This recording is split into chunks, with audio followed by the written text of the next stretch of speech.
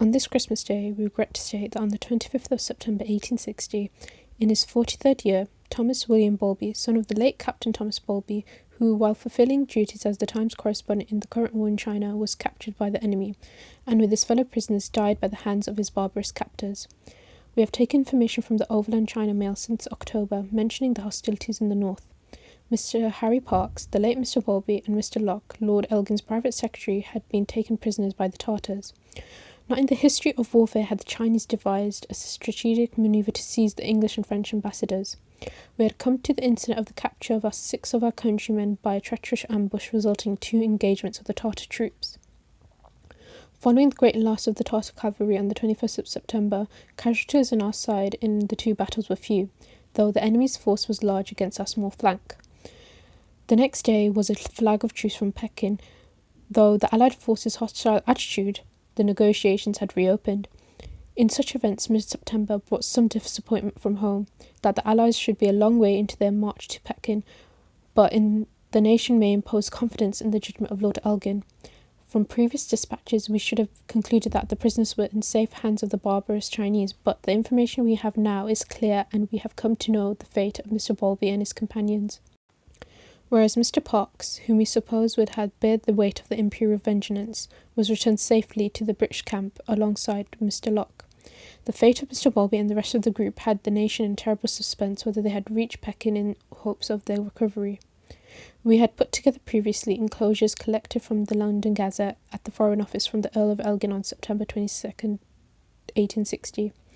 In these the Lord talks of making communications with the Emperor's brother, who had apparently been appointed Imperial Commissioner by mistake, and informing them that until the British subjects detained in Pekin were restored, I could not take any steps to stay military operations. Though from what we have accumulated from these dispatches is the Lord Elgin's merciful view. In our minds, Prince Sire and his people were aware of the schemes and desired to draw the Allied ambassadors into a snare of destruction. The Chinese tried to keep the British forces at bay to get Lord Elgin to move forward without his escort, who was captured with our own correspondent. We are now accustomed to smile at the occasional cleverness of barbarian diplomacy. Important letters, the headquarters in China, arrived on the 9th of October 1860, outlining the further communication between Lord Elgin and the brother of the Emperor. In these the Prince alluded to the fact that the prisoners were not to be set at liberty unless assigned conventions agreed upon, and the Allied armies withdrew from the country. But he did not justify the capture of the men, yet did not hesitate to state that they had been taken into Chinese hands. The country is now in grief from the tidings that a man valuable to his country and beloved in his profession is reported dead from the hands of the cruel enemy. It is not an excuse of barbarianism. No one can find fault with Lord Elgin's measures to recover and claim justice to the treacherously entrapped. The Lord set command to burn down the summer palace, to mark, by a solemn act of retribution, the horror and indignation with which we were inspired by the perpetration of a great crime. This decision is one that would avenge the death of our correspondent. The torture committed to Mr. Bowlby and the others is one of uncivilized manner. Mr. Bowlby, whose mouth would fill with death every time he begged for water. We now know that for 3 days the men were tied up, and for 3 days their bandages were soaked with water so that they would become tighter and tighter. As several prisoners died, with Bowlby, Captain Barbazon was beheaded, yet Mr. Bowlby's fate is yet still untold, as the corpses were retrieved but were hardly recognisable in their state. We now move forward to the remarkable work of the destruction of the palace that took place from October 18th, to warn the Chinese the use of kidnapping our own men as a cunning tactic against the Empire. Enclosed from the events, the troops were spread across the gardens and fired into each building, beginning with Ewen Ming Ewen, next, to the west, the Wan Shao Ewen, then Qin Ming Ewen, and last the Huang Shao. The troops had torched the palaces and gardens to the ground. 3 centuries of garden and art were destroyed in 3 days. As the day went on, a dense column of smoke grew a large cloud over Pekin. In 3 short days, the beauty of the palace was shattered, as well as the looting that had begun with the French. Once Lord Elgin had arrived, he recalled that no room that I saw which half the things had not been taken away or broken to pieces. The French officers seemed to be struck by the temporary insanity in pursuit of continuous plunder. The imperial treasures collected among the soldiers were auctioned and distributed equally.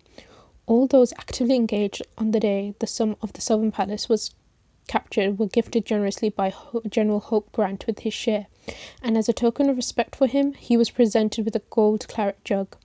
These activities are justified in vengeance, as Hope Grant wrote to the Home Office.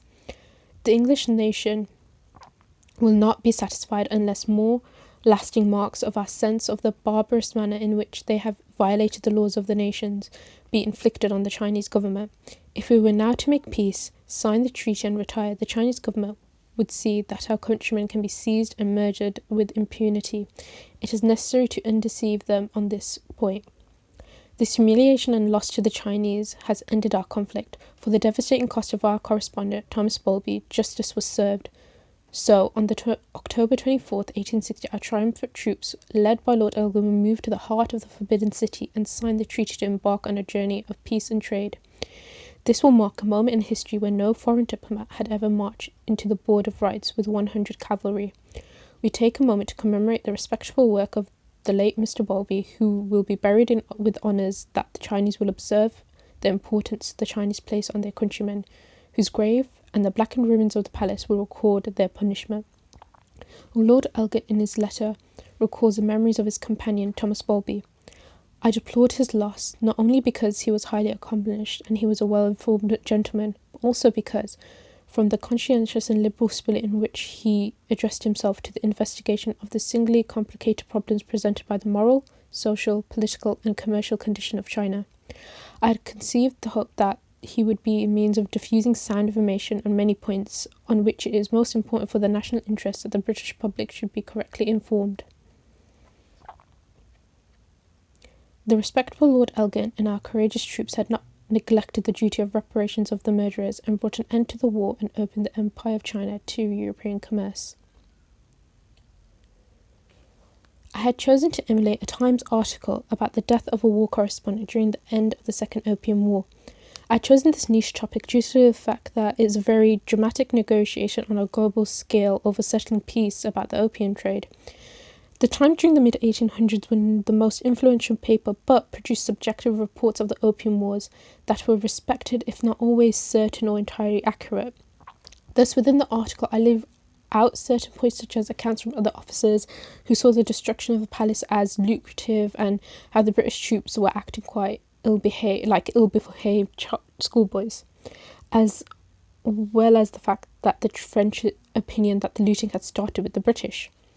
In this report, I do not take on a stance as the reporter bringing engaged in accounts of war home to Britain through eyewitness accounts or interviews, which actually was a popular style of reporting at the time due to the impact of William Howard Russell's famous reports of the Crimean War.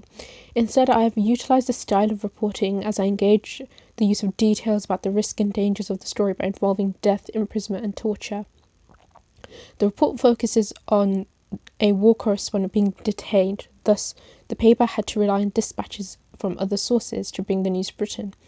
Also, the dating of this report is significant as the Times had in fact updated frequently about the so-called war with China, but due to the detaining and the death of Times war correspondent Thomas Bowlby, the paper was reporting on events that had occurred in December 1860, but published these stories throughout November to December that same year.